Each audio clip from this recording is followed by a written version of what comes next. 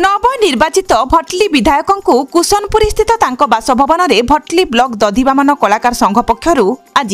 संध्या 6टारे कले संबर्धित। भटली निर्वाचन मंडलीर नवनिर्वाचित भटली विधायक